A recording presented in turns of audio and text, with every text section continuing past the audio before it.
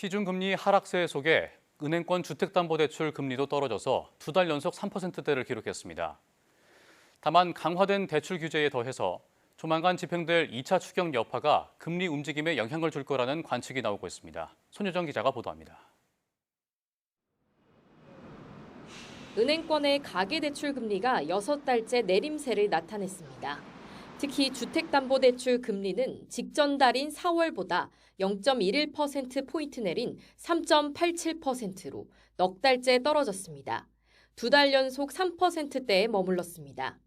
은행채 금리 등 시장금리 하락이 대출금리에 영향을 미친 것으로 분석됐습니다.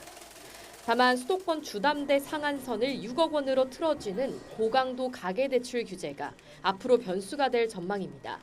금융당국이 가계부채 급증을 막기 위해 올 하반기 가계대출 총량 규제에 나섰는데 주담대 금리 하락 추세가 과연 계속될지 낙관하기 어렵기 때문입니다. 한은은 이번 대출 규제 효과를 지켜본 뒤 은행권이 대출금리 인상 여부를 결정할 것으로 내다봤습니다. 향후 주담대 등 가계대출의 가상금리 추이는 가계대출 증가 속도 등에 영향을 받을 것으로 보이며 가계부채 관리 강화 방안이 발표된 만큼 그 효과를 지켜볼 필요가 있겠습니다. 시중은행은 7월 1일 3단계 스트레스 DSR 시행으로 대출 문턱이 또 한 번 높아진 상황에서 대출금리 인상에 신중한 입장입니다. 시중은행 중에 한 군데가 뭔가 시그널이 있을 테고 그러면 따라가는 구조일 것 같은 느낌이 듭니다만은 누가 먼저 나갈지는 사실 모르는 상황이죠.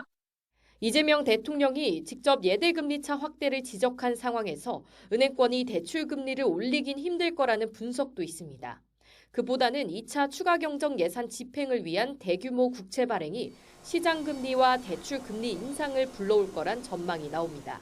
시장금리를 끌어올려서 지표금리 상승으로 인한 대출금리 상승이 예상되죠. 그러면 당장 이번 달은 아니죠. 가계대출 총량 규제에 이어 대출금리 상승까지 더해진다면 주택 구입을 위한 실수요자 부담은 늘어날 수밖에 없다는 지적도 나오고 있습니다. YTN 손유정입니다.